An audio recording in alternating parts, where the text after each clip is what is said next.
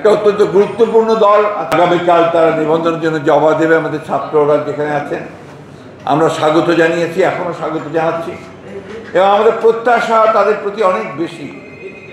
আমরা প্রত্যাশা করি যে এই তরুণেরা, এই নবীনেরা যারা এই তার বিগত আন্দোলনে সক্রিয়ভাবে অংশ নিয়েছে, নেতৃত্ব দিয়েছে, যাদের সহকর্মীরা, কমরেডরা যাদের বুকে রক্ত ঢেলে দিয়েছে, আমরা অত্যন্ত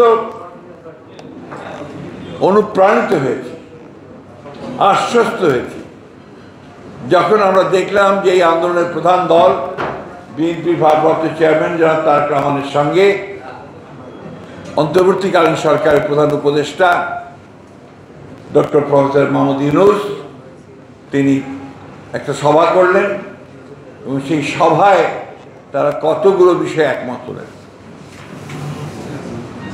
এটা নিঃসন্দেহে আমাদের সকলের কাছে একটা অত্যন্ত আশার বাণী সামনে এনে দিয়েছে।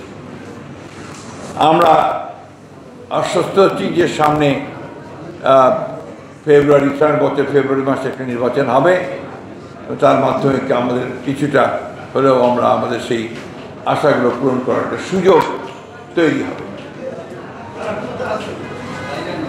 আজকে এই অভ্যুত্থানের মধ্য দিয়ে একটা সুযোগ সৃষ্টি হয়েছে। For more updates, follow us on Facebook, subscribe our YouTube channel, get the latest update on www.daily-sun.com.